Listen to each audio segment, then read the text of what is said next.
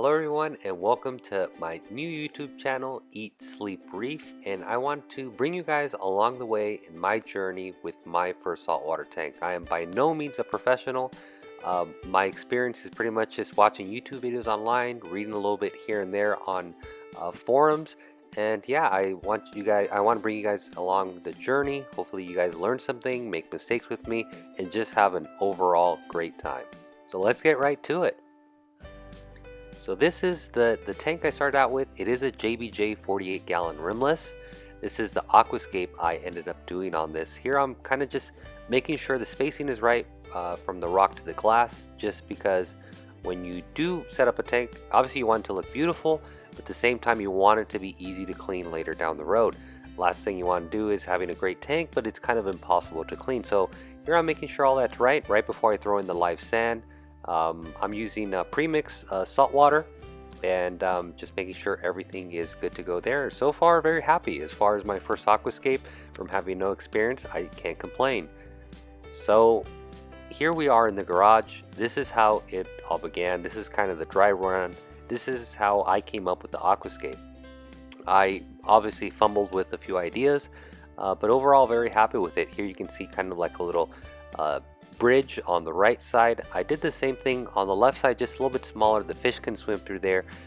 In my book, it looks very nice. It makes for an open aquascape, and just very happy with it. The equipment I am running in here this is obviously probably 98% of my equipment. We got a heater on the right, 150 watt. We got an Aquamax reactor, Tunzi skimmer, a Red Sea refractometer to measure how much salt is in the water or salinity.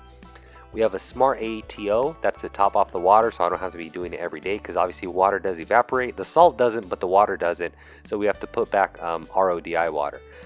We got thermometers there, digital, replacement blades for the flipper to clean the glass later down the road. I got my API kit. This is a Reef Master test kit. I also have the other one that tests ammonia, nitrite, and nitrates.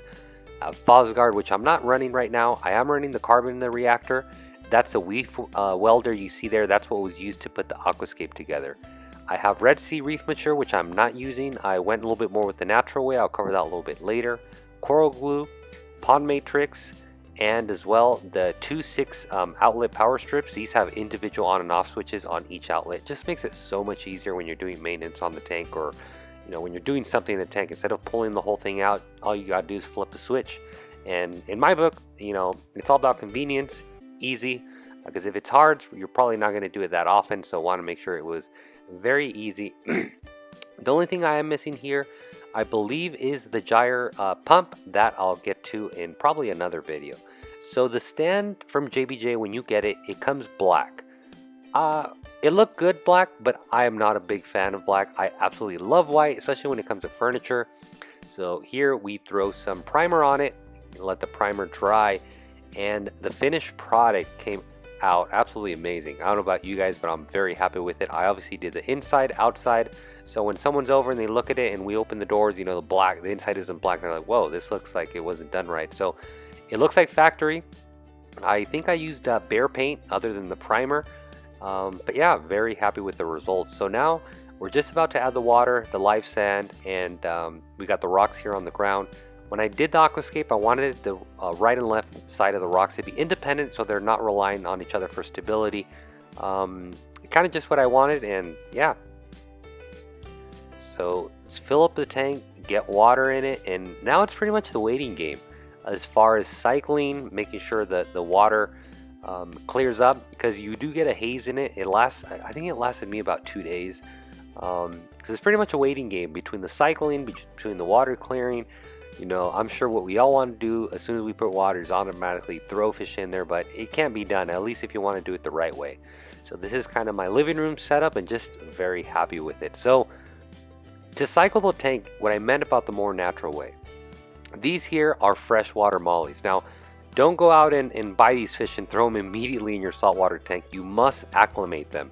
To be more specific, a slow drip acclimation. And all that is drop by drop, putting water in their current water to slowly raise up the salinity and make sure they go good in the salt water, make sure they don't die on you. So here is an innovative marine acclimator. Excuse me. You can see there it's very little drops. I think I did a 10-hour acclimation and lost 0 fish in the acclimation, so very happy with that. So here are the fish in the tank. I do want to say 1 fish did die. Believe it or not, it's ironic, it didn't die from the acclimation. It actually jumped out of the tank. I didn't have that net you can see here on top, this screen. I never thought these fish would jump out, but one did, and I guarantee you that will never happen again. Because from now on, that screen is always up there. I only put it back for feeding, and that's, I mean, you can still feed through it. That's another nice thing, but I still put it back for feeding. But you can see here, the fish, they absolutely love eating.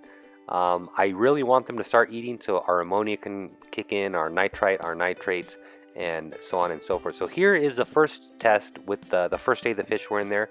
You can see no ammonia, we're at 0 parts per million. The second day, we're starting to get some action here.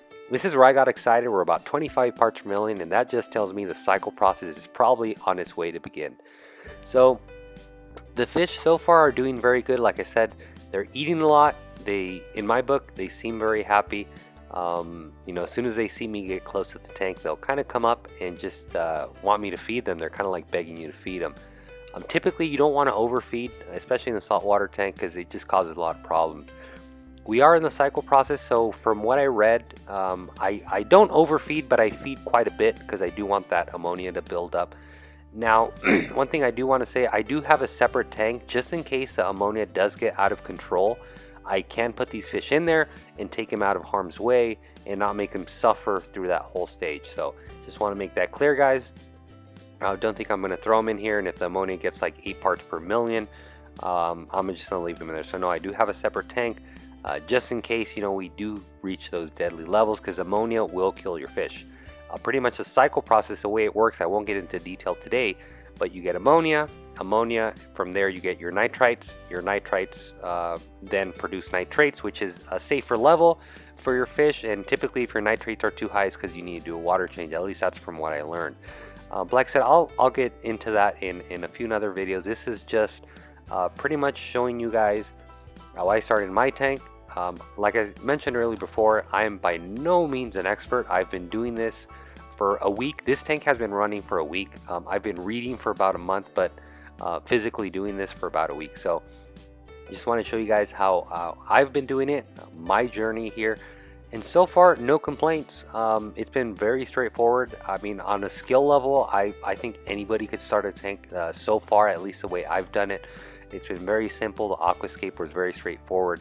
Pretty much if you do your due diligence and you read online and you make sure you know, you're getting the right things as far as equipment, sand, so on and so forth. I went ahead and just went all out as far as equipment because I don't like to spend 2 times. I want to get the best of the best right out of the gate, so at least I know I got good equipment. Very quickly, before I end this video, I want to give a big shout out to CJ's Aquarium. That's his YouTube channel. You guys can look at it, CJ's Aquarium.